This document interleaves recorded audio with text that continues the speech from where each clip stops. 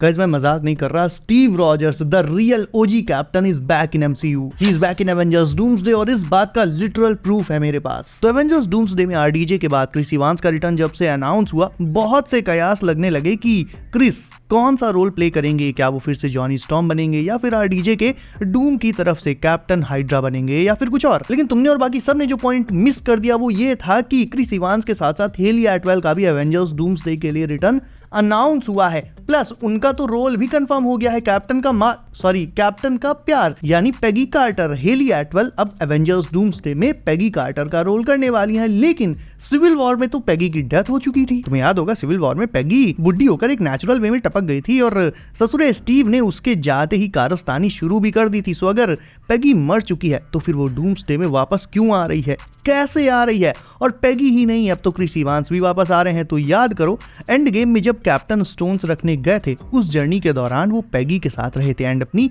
Life Peggy के साथ spend करी थी और एंड में ओल्ड मैन रॉजर्स बनकर वापस आ गए थे। लेकिन जिस दौरान कैप्टन और पेगी साथ में रहे, उस दौरान शायद से एमसीयू में एक नई टाइमलाइन बनी होगी। अब यहाँ पर बहुत ध्यान से सुनना। देखो, जब तक एंड गेम मूवी में कैप्टन इन्फिनिटी स्टोन्स को उनके प्लेसेस पर रखने के लिए टाइम ट्रैवल करके पास्ट में नहीं गए थे, तब तक उन्होंने अपनी रियल जो 616 वाली मेन टाइमलाइन है उसमें पेगी के साथ ना कभी उससे शादी करी, ना उसके साथ कभी इतना वक्त बिताया। लेकिन एंड गेम मूवी में जब वो इन्फिनिटी स्टोन्स को उनके प्लेसेस पर रख चुके थे, उसके बाद वो पेगी के पास गए, उससे शादी भी करी और वापस से फिर बुढ़े होकर एंड गेम में ही वापस आ गए अपने करंट पॉइंट ऑफ टाइम पर जहां से उन्हें भेजा गया था। लेकिन वो तो पेगी के पास से वापस से एंड गेम में उसी पॉइंट ऑफ टाइम पर आ गए जहां पर उन्होंने फिर अपनी शील्ड सैम विल्सन को दे दी। लेकिन वो जिस पॉइंट ऑफ टाइम से वापस आए थे यानी पेगी के पास से, उस मोमेंट पर एमसीयू में शायद से एक नई टाइमलाइन क्रिएट हो गई होगी। देखो एक्चुअल में होता क्या है ना, ये जो टाइम ट्रैवल वाला स्टफ है ये बहुत माइंड बेंडिंग है, बहुत कॉम्प्लिकेटेड है। एक सिंपल से एग्जांपल से समझाता हूं। मान लो कि मैं आज को एक टाइम मशीन इन्वेंट कर लेता हूं और अपने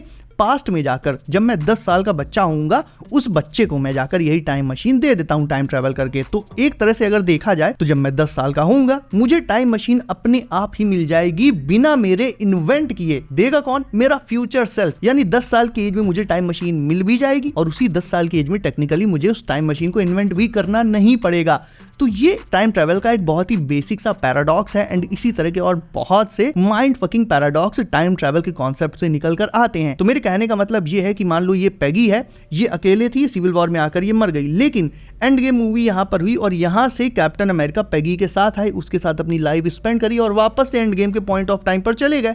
लेकिन होना क्या था, पेगी को अकेले ही बूढ़े होकर मर जाना था, लेकिन कैप्टन वापस गए, वो पास्ट में गए और उन्होंने वहां पर कुछ इवेंट्स को चेंज किया जो कि नहीं चेंज होने चाहिए थे। और हम सब जानते हैं कि अगर कोई भी बंदा टाइम ट्रैवल करके पास्ट में जाता है, कुछ भी हरकत करता है, तो उससे अपकमिंग जो इवेंट्स होते हैं वो अल्टर हो जाते हैं, चेंज हो जाते हैं और इसी वजह से शायद से एमसीयू में एक नई अल्टरनेट टाइमलाइन भी बन गई होगी। कैप्टन तो टाइम ट्रैवल करके वापस से बुढ़े होकर मेन 616 वाली टाइमलाइन में निकल आए, बट जिस पास्ट में वो रहकर आए, जिसमें उन्होंने पेगी से शादी भी की, वो पास्ट अब आगे जाकर शायद एक और अल्टरनेट फ्यूचर के साथ आगे बढ़ा होगा। शायद कैप्टन और पेगी के चिल्ड्रन भी हुए होंगे जिनके बारे में टाइम टू टाइम हमने सुन रखा था एमसीयू में।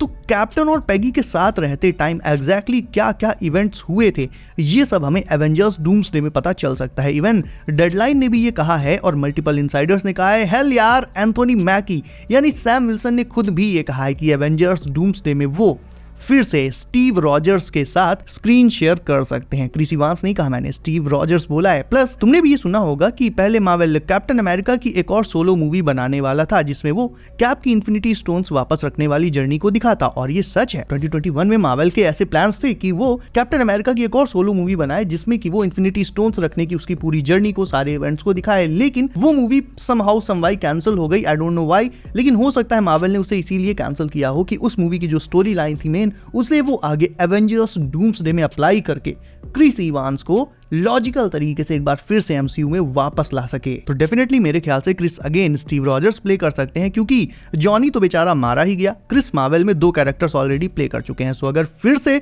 वो कुछ नया प्ले करेंगे, कोई तीसरा कैरेक्टर प्ले करेंगे, तो फिर भाई बहुत अजीब लगेगा हमें। तो मे भी ऐसा हो सकता है कि एवेंजर्स डूम्सडे में वो वापस आकर सैम को एवेंजर्स का नया ऑफिशियल लीडर बनने में उसकी बहुत ज्यादा मदद करें, क्योंकि देखो स्टीव के पास लीडरशिप के एक्सपीरियंस की कोई कमी नहीं है, लेकिन सैम अभी स्टीव के कंपैरिजन में बहुत ज्यादा इनएक्सपीरियंस्ड है और ये जो एवेंजर्स हैं इनमें से कुछ एवेंजर्स बहुत ज्यादा ओवर पावर्ड है। ऐसे में सैम विल्सन का लीडर बन पाना एक पॉइंट पर काफी मुश्किल हो जाएगा, क्योंकि देखो चाहे इन्फिनिटी वॉर का बैटल हो या एंड गेम का, और जैसे गॉड मोड वाले एवेंजर्स होने के बावजूद भी एवेंजर्स को लीड हमेशा स्टीव ने ही किया है। एक आम इंसान ने with super soldier serum, Sam अभी नया है तो उसे अपनी खुद की छाप छोड़ने में दिक्कत हो रही है। ऐसे में स्टीव अगेन उसे गाइड करने डूम्सडे में वापस आ सकता है। और वहीं स्टीव के वापस आने का दूसरा बड़ा रीजन है बकी बार्न्स।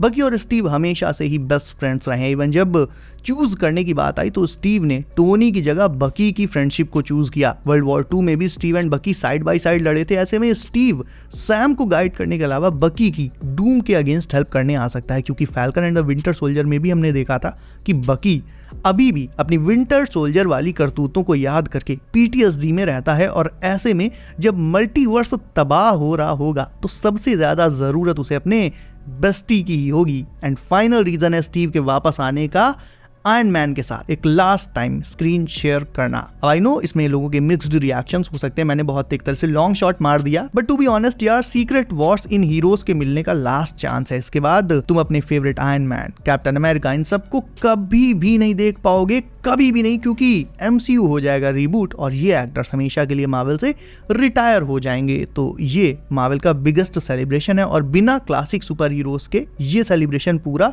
नहीं हो सकता। सो स्टीव और टोनी एक आखिरी बार साथ में स्क्रीन शेयर कर सकते हैं। और आई नो मैंने डूम नहीं कहा, टोनी कहा, तो भाई ऐसा कोई रीजन ही नहीं है जिसके चलते आरडीजे जो कि डूम का रोल प्ले कर रहे हैं वो डूम के साथ साथ टोनी का रोल प्ले ना करें। ऐसा कोई रीजन नहीं है। डेफिनेटली डबल रोल हो सकता है और इफ ऐसा होता है यानी क्रिस स्टीव बनकर आते हैं और आरडीजे डबल रोल में टोनी बनकर, तो भाई दैट्स इट। इनका रियूनियन मेरी लाइफ का और मेरी नहीं जाने कितनों की लाइफ का बेस्ट सिनेमैटिक मोमेंट बन जाएगा। और रही बात ये कि कैप्टन ओल्ड हैं, उन्हें यंग कैसे बनाया जाए, तो भाई इसके बहुत से रास्ते हैं। या तो सीधे सीधे आंट मैन की वैन का यूज करके स्टीव को डीएज किया जा सकता है, जैसे टाइम डकैती के पहले ट्रायल में आंट मैन के साथ हुआ था।